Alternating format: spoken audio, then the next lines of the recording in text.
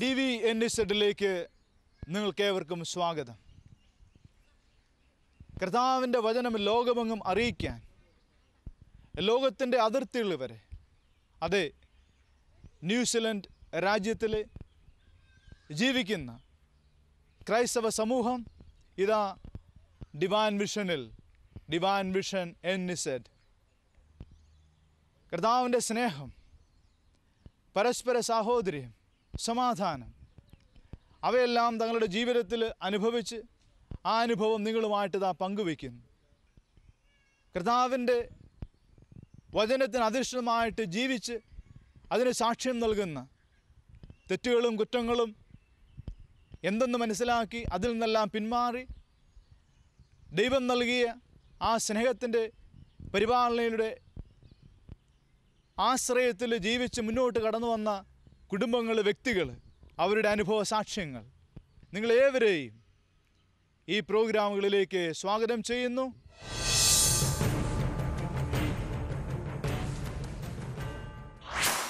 മിശിഹായിൽ സ്നേഹം നിറഞ്ഞ സഹോദരീ സഹോദരങ്ങളെ, അപ്പോസ്തല പ്രവർത്തനം അധ്യായം 1 തിരുവചനങ്ങൾ 6 മുതൽ 8 വരെ. ഒരുമിച്ച് കൂടിയിരിക്കുമ്പോൾ അവർ അവനോട് ചോദിച്ചു, കർത്താവേ, അവിടുന്ന് ഇസ്രായേലിന് രാജ്യം പുനഃസ്ഥാപിച്ച് നൽകുന്നത് ഇപ്പോഴാണോ?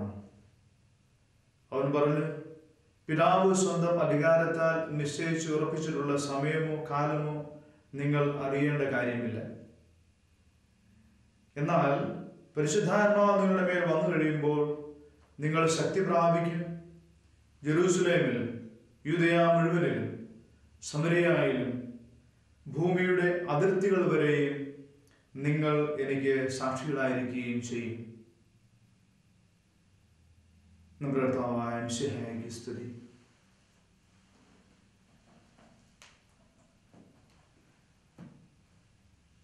ലോകത്തിൻ്റെ, ഭൂമിയുടെ അതിർത്തികൾ വരെയും നിങ്ങൾ എനിക്ക് സാക്ഷികളായിരിക്കുകയും ചെയ്യും.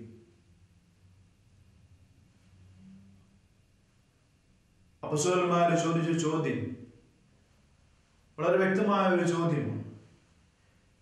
ഇസ്രായേലിന് രാജ്യം പുനഃസ്ഥാപിച്ച് നൽകുന്നത് ഇപ്പോഴാണ്. അതായത് കർത്താവ് സ്വർഗത്തിലേക്ക് സംഭവിക്കപ്പെടാൻ പോകുന്ന നിമിഷത്തിൽ ചോദിക്കുന്ന ചോദ്യം, ഇനി ആരാണ് അവർക്കുള്ളത്? ആരാണ് അവരെ സഹായിക്കുക? ഇതിനു മുമ്പ് പല പ്രാവശ്യം ഈശോ അവരോട് പറഞ്ഞിട്ടുള്ളത്. ഈശോ അവരോട് പറഞ്ഞു, പരിശുദ്ധാത്മാവ് നിങ്ങളുടെ മേൽ വന്നു കഴിയുമ്പോൾ നിങ്ങൾ ശക്തി പ്രാപിക്കും. അപ്പോസ്തലന്മാരെ സംബന്ധിച്ചിടത്തോളം യേശു ഉയർത്തെഴുന്നതിന് ശേഷം പല പ്രാവശ്യം അപ്പോസ്തലന്മാർക്കും മറ്റു ശിഷ്യന്മാർക്കും 500-ൽ പരം ആൾക്കാർക്ക് വചനം പറയുന്നുണ്ട്,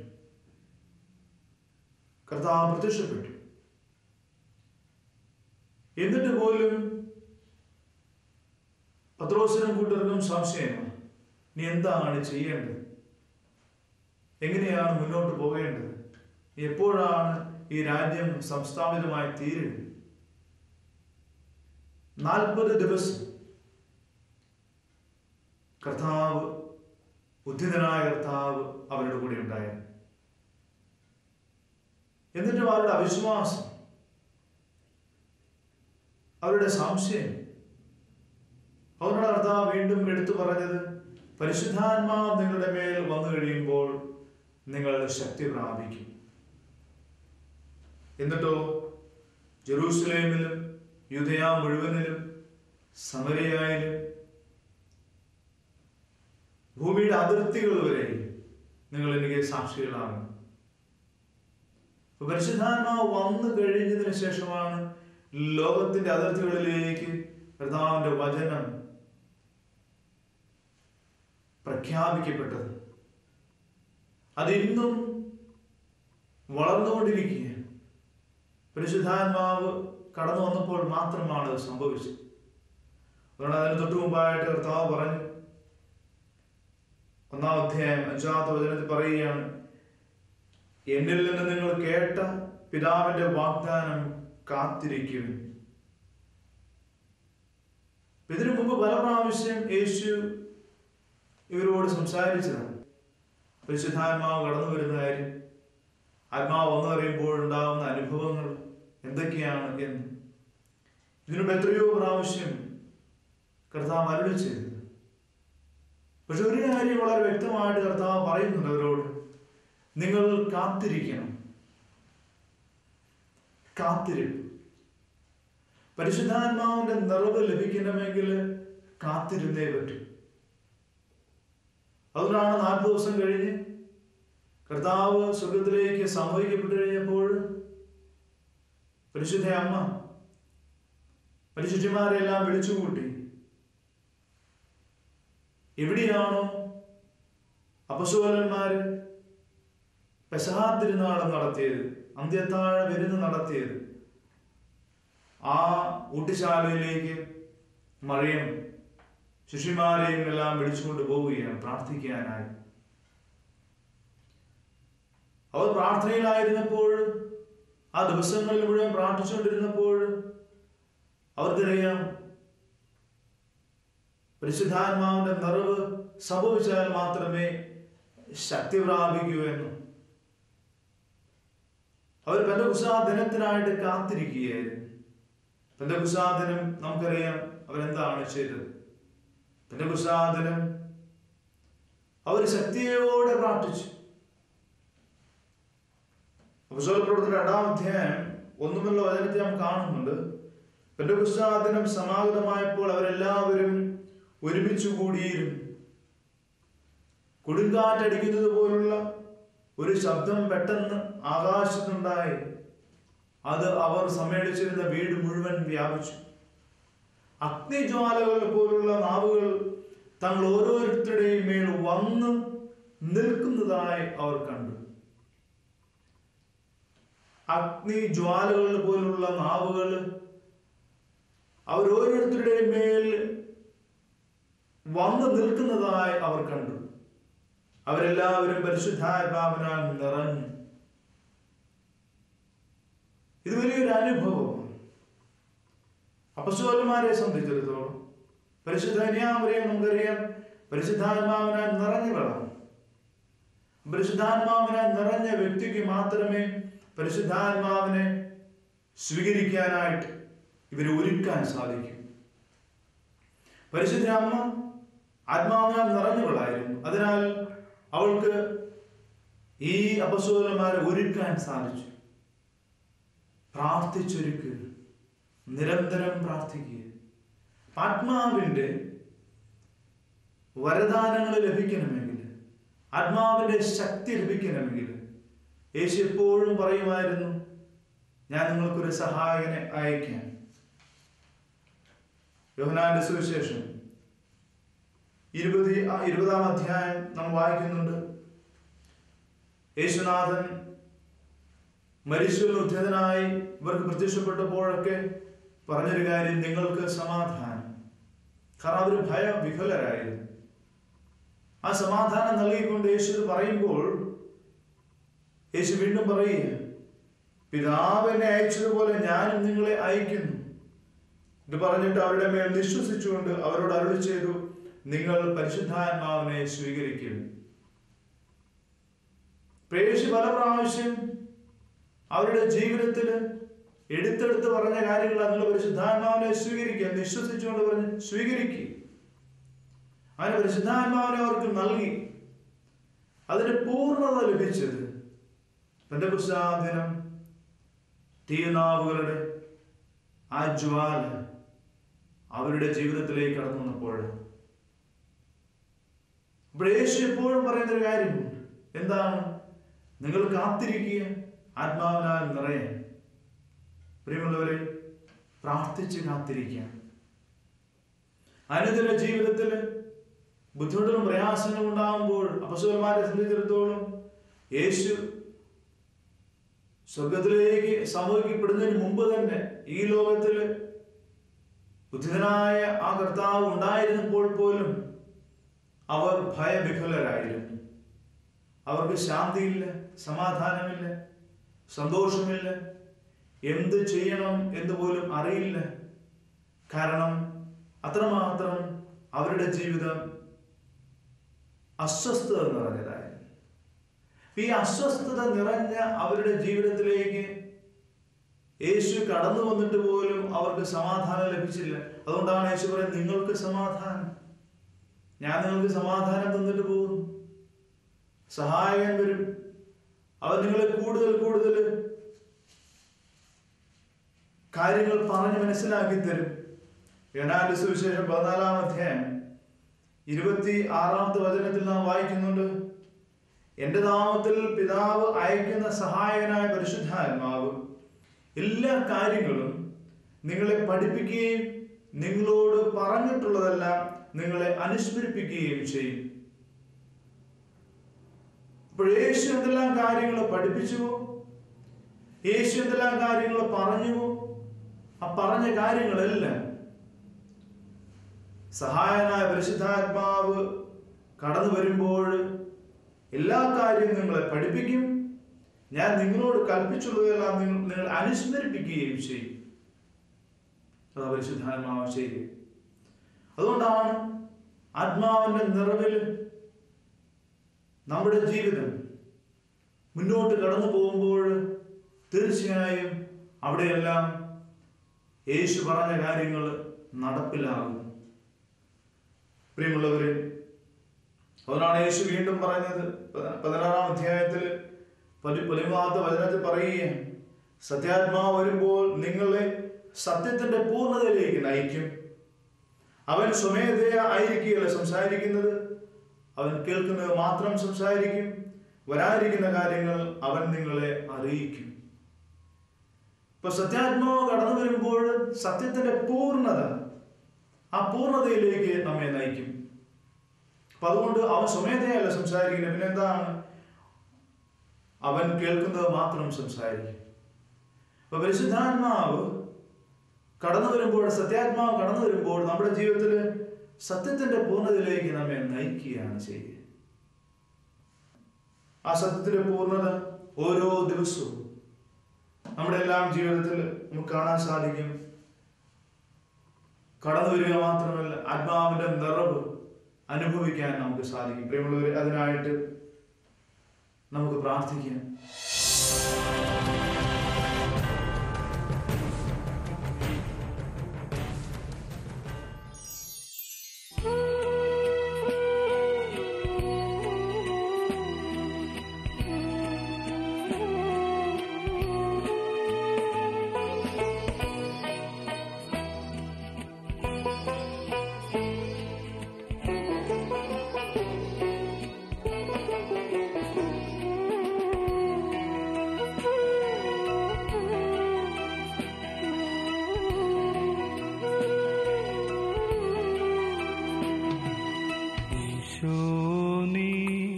വന്നിടണേ എൻ ഹൃത്തിൽ നീ നിറഞ്ഞിടണേ.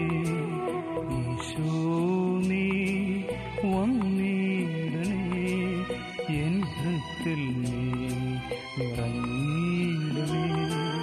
നിന്നെ കാണാൻ, നിന്നെ കേൾക്കാൻ, നിന്നെ അറിഞ്ഞു സ്നേഹിക്കാൻ, നിന്നെ കാണാൻ, നിന്നെ കേൾക്കാൻ, നിന്നെ അറിഞ്ഞു സ്നേഹിക്കാൻ. ഈശോ നീ വന്നിടണേ എൻ ഹൃത്തിൽ നീ നിറഞ്ഞിടണേ.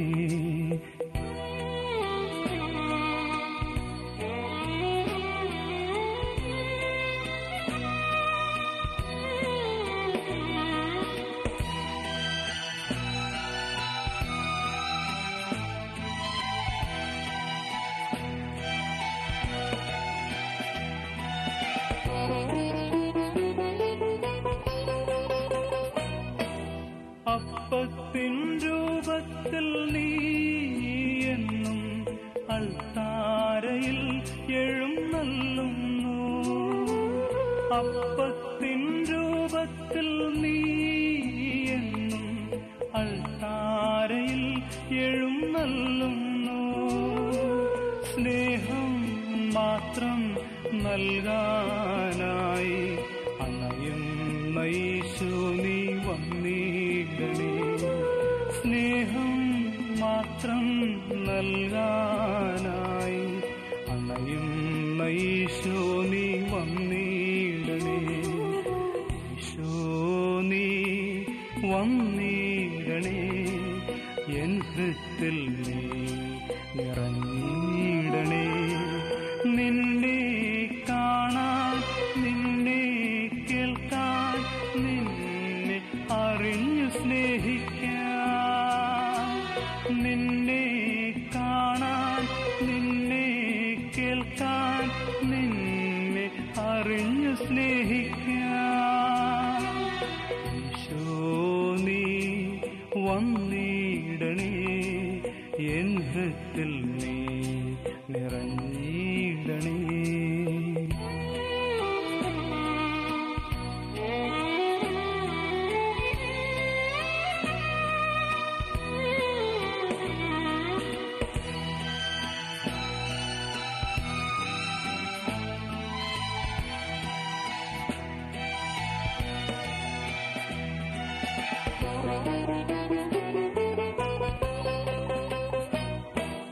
നേരായ പാതയിൽ നടത്തുവാനെന്നും കൈപിടിച്ചെന്നെ നയിക്കുന്നു. നേരായ പാതയിൽ നടത്തുവാനെന്നും കൈപിടിച്ചെന്നെ നയിക്കുന്നു. ഇന്നും കൈവിടാതെന്നെ നടത്താൻ അണയൂഹത്തിൽ എന്നേശുവേ. ഇന്നും കൈവിടാതെന്നെ നടത്താൻ അണയൂഹത്തിൽ എന്നേശുവേ. യേശോ നീ വന്നിടണേ.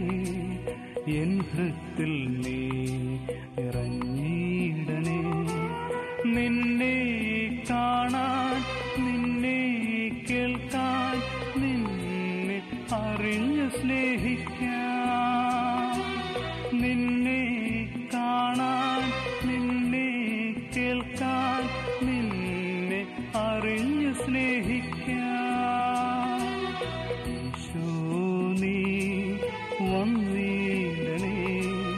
എൻ ഹൃത്തിൽ നീ നിറഞ്ഞിടണേ. യേശോ നീ വന്നിടണേ. എൻ ഹൃത്തിൽ നീ നിറഞ്ഞിടണേ.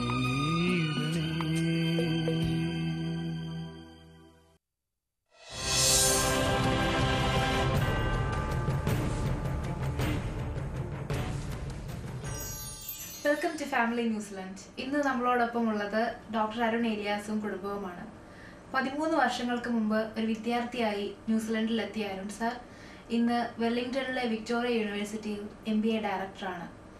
അദ്ദേഹത്തിൻ്റെ പ്രിയ ഭാര്യ പ്രീത, കുട്ടികൾ അനന്യ, ആലാപ്. അരുൺ സാർ ന്യൂസിലൻഡിലെത്തിയത് ഒരു ദൈവിക പദ്ധതിയുടെ ഭാഗമാണെന്ന് കരുതുന്നുണ്ടോ? തീർച്ചയായിട്ടും ദൈവിക പദ്ധതിയുടെ ഒരു ഭാഗമാണെന്ന് തന്നെയാണ് ഞാൻ കരുതുന്നത്. ഞാൻ അതിനെക്കുറിച്ച് ആലോചിക്കുമ്പോൾ 13-15 വർഷങ്ങൾക്ക് മുൻപ് ഞാൻ കൽക്കട്ടയ്ക്കടുത്തുള്ള IIT ഖരഗ്പൂരിൽ ഒരു ബിരുദാനന്തര വിദ്യാർത്ഥിയായിരുന്നു. അന്ന് വിക്ടോറിയ യൂണിവേഴ്സിറ്റിയിലെ ഒരു പ്രൊഫസർ IIT ഖരഗ്പൂർ സന്ദർശിക്കുകയും അദ്ദേഹം എൻ്റെ IIT ഖരഗ്പൂരിലെ പ്രൊഫസറിൻ്റെ ഒരു സ്നേഹിതനായിരുന്നുകൊണ്ട് എന്നെ പരിചയപ്പെടുകയും ചെയ്തു. വളരെ യാദൃശ്ചികമാണെങ്കിലും അദ്ദേഹം അന്ന് എന്നോട് വിക്ടോറിയ യൂണിവേഴ്സിറ്റിയിൽ PhD ചെയ്യാനായിട്ട് ആഗ്രഹമുണ്ടോ എന്ന് ചോദിക്കുകയും അതിനായിട്ട് ഒരു സ്കോളർഷിപ്പ് അദ്ദേഹം ഒരുക്കി തരികയും ചെയ്തു. ഈ ഒരു സംഭവം വേണമെങ്കിൽ വളരെ യാദൃശ്ചികമാണെന്ന് പറഞ്ഞ് തള്ളിക്കളയാം. പക്ഷെ എന്നെ സംബന്ധിച്ചിടത്തോളം അത് തീർച്ചയായിട്ടും ദൈവികമായ ഒരു പദ്ധതിയുടെ ഭാഗമാണ്. അല്ലെങ്കിൽ എനിക്ക് ന്യൂസിലൻഡിനെ കുറിച്ച് യാതൊന്നും അറിയില്ലായിരുന്നു. ക്രിക്കറ്റിനെ കുറിച്ച് അറിയാം, അല്ലാതെ വിക്ടോറിയ യൂണിവേഴ്സിറ്റിക്കാണോ വെല്ലിംഗ്ടണുമായിട്ട് എനിക്ക് യാതൊരു ബന്ധമില്ലായിരുന്നു. ഇങ്ങനെ ഒരു പ്രൊഫസറിനെ ദൈവം IIT ഖരഗ്പൂരിൽ കൊണ്ടുവരികയും അദ്ദേഹം എന്നെ പരിചയപ്പെടുകയും ഈ നടന്നതൊക്കെ വളരെ യാദൃശ്ചികമാണെന്ന് വേണമെങ്കിൽ വരുത്തി തീർക്കാം. ബട്ട് എൻ്റെ എളിയ അഭിപ്രായത്തിൽ ഇത് ദൈവിക പദ്ധതിയുടെ ഭാഗമാണ്. ന്യൂസിലൻഡിലെ ആദ്യ നാളുകളിൽ ബുദ്ധിമുട്ടും പ്രയാസങ്ങളും ഒക്കെ വന്നപ്പോൾ അവ എങ്ങനെയാണ് അരുൺ സാർ അതിജീവിച്ചത്? ആദ്യമായിട്ട് ഞാൻ ഒറ്റയ്ക്കാണ് ന്യൂസിലൻഡ് വന്നത്. 1 വയസ്സ് പോലും ആകാത്ത ഒരു പെൺകുഞ്ഞിനെയും നാട്ടിൽ ആക്കിയിട്ട്, ഭാര്യയെയും നാട്ടിലാക്കിയിട്ട് ഞാൻ ഒറ്റയ്ക്ക് ഒരു പുതിയ രാജ്യത്ത് വരുമ്പോൾ I went through a phase of loneliness. അത് ബുദ്ധിമുട്ടായിരുന്നു. രണ്ടാമത്, ഫൈനാൻഷ്യലി എനിക്ക് ഒരു പുതിയ രാജ്യത്ത് ആകപ്പാടെ PhD സ്കോളർഷിപ്പ് മാത്രമാണ് ഉണ്ടായിരുന്നത്. ദെയർഫോർ ആ സമയത്തും ഞാൻ വളരെ ഫൈനാൻഷ്യലായിട്ടുള്ള സ്ട്രഗിളിൽ കൂടെയും പോയി. പിന്നീട് ആരെയും പരിചയമില്ല, അതുപോലെ തന്നെ പുതിയ രാജ്യങ്ങൾ, പുതിയ ചലഞ്ചുകൾ, PhD.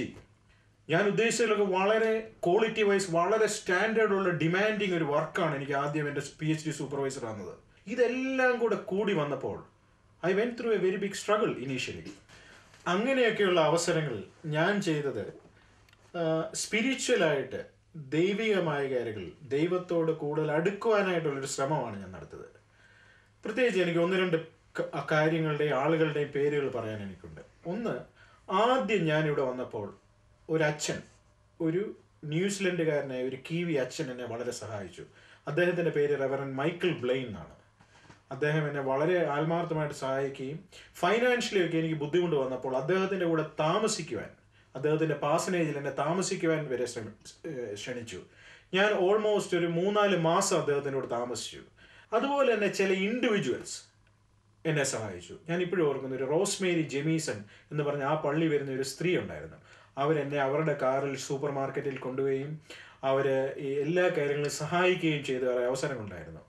ഇതിൽ നിന്നൊക്കെ ഞാൻ പഠിച്ചത്, ആവശ്യങ്ങൾ വരുമ്പോൾ നമ്മൾ സഹായിക്കാൻ തയ്യാറാകണം. ഇമിഗ്രൻസ് ആയിട്ട് പുതിയ ആൾക്കാർ ഓരോ രാജ്യത്തും വരുമ്പോൾ നമ്മൾ അവരെ സഹായിക്കാനുള്ളൊരു വ്യഗ്രത കാണിക്കണം. എന്നെ സഹായിച്ചവർ വളരെ പേരുണ്ട്. അതുപോലെ തന്നെ എനിക്കൊരു അവസരം കിട്ടിയാൽ ഞാനും അങ്ങനെ പുതുതായിട്ട് വരുന്ന ഇമിഗ്രൻസിനെ സഹായിക്കാൻ ശ്രദ്ധിക്കാറുണ്ട്. ഈ ഉത്തരം ഞാൻ ഇങ്ങനെ പറയട്ടെ, എല്ലാവർക്കും ചലഞ്ചസും ബുദ്ധിമുട്ടുകളും ഉണ്ടാകാറുണ്ട്.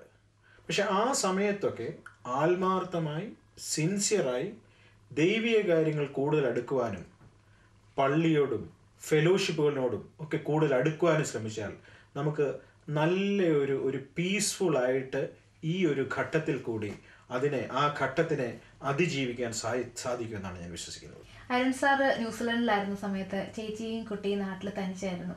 അപ്പോൾ അതെങ്ങനെ മാനേജ് ചെയ്തു?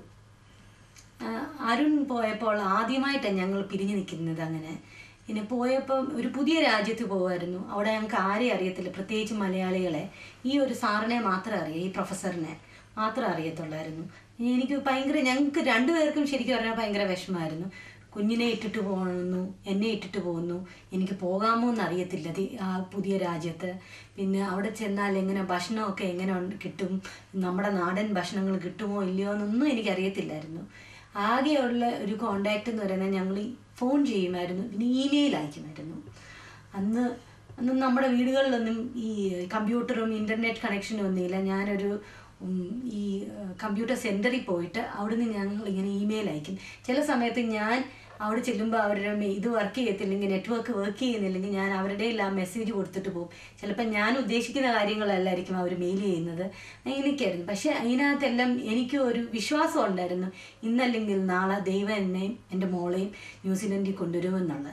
പിന്നെ എൻ്റെ പേരൻസും അരുണിൻ്റെ അച്ചായനും അമ്മയും ഒക്കെ ഞങ്ങൾക്ക് ഭയങ്കര സപ്പോർട്ടും സഹായവുമായിരുന്നു.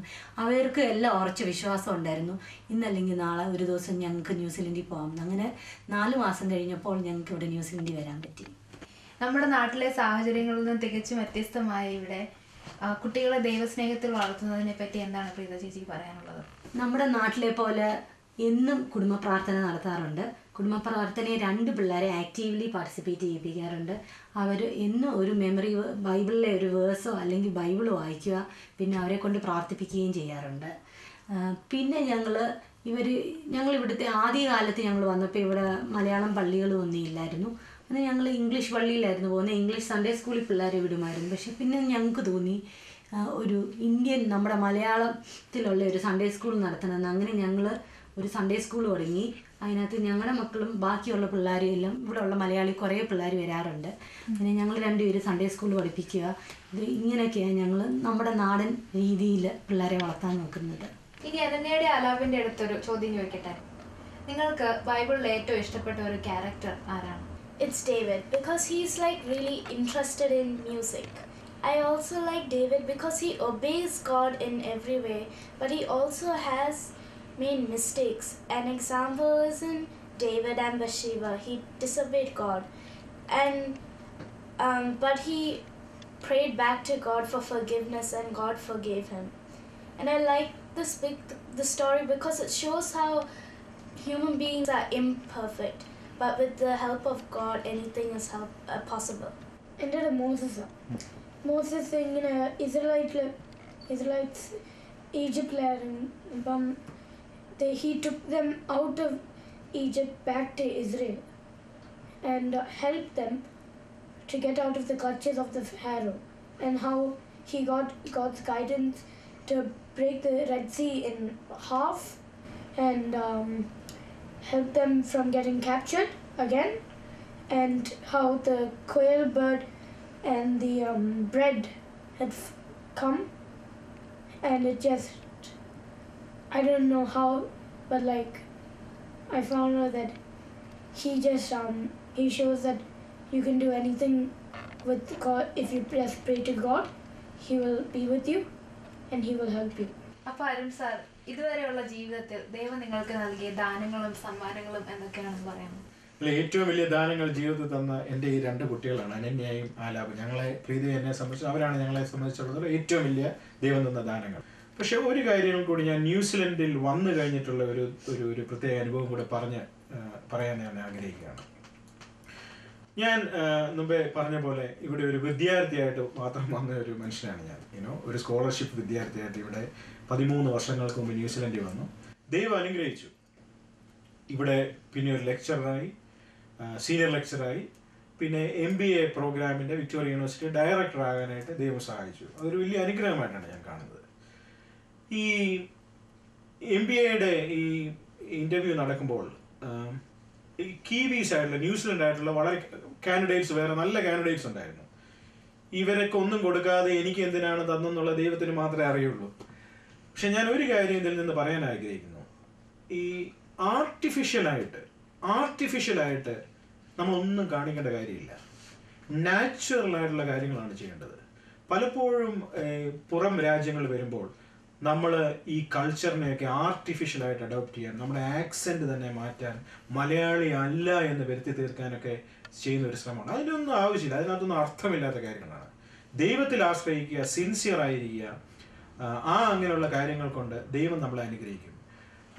വളരെ ഹമ്പിളായിട്ട് ഞാൻ പറയട്ടെ, ആദ്യത്തെ ഏഷ്യനാണെന്നാണ് പറയുന്നത് ഇങ്ങനെ ഒരു പൊസിഷൻ കിട്ടിയത്. അതിൽ അഭിമാനമുണ്ട്. പക്ഷെ അതുപോലെ ദൈവകൃപ അതിനകത്ത് നടന്നു എന്നും ഞാൻ വിശ്വസിക്കുന്നുണ്ട്. അതുകൊണ്ട് എനിക്ക് പറയാനുള്ള കാര്യങ്ങൾ ഇതാണ്. ദൈവം അനുഗ്രഹിക്കും. B sincere. ഇത്രയും നേരം ഞങ്ങളോടൊപ്പം നമ്മുടെ പ്രേക്ഷകർക്ക് വേണ്ടി നിങ്ങളുടെ ദൈവിക അനുഭവങ്ങൾ പങ്കുവച്ചതിന് ഒരുപാട് നന്ദി. ഇനിയും തുടർന്നും ദൈവിക വെളിച്ചം നിങ്ങളെ വഴി നടത്തട്ടെ എന്ന് പ്രാർത്ഥിക്കുന്നു. ദൈവം നൽകിയ ഈ കുടുംബത്തെ ഓർത്ത് നന്ദി പറഞ്ഞുകൊണ്ടും ഇത്രയും നേരം സ്നേഹം നിറഞ്ഞ ഈ കുടുംബത്തിന്റെ അനുഭവങ്ങൾ കാണാനും കേൾക്കാനും സാധിച്ചതിന് പ്രേക്ഷകരായ നിങ്ങൾക്ക് നന്ദി പറഞ്ഞുകൊണ്ടും ഇന്നത്തെ എപ്പിസോഡ് ഇവിടെ പൂർണ്ണമാകുന്നു. നന്ദി, നമസ്കാരം.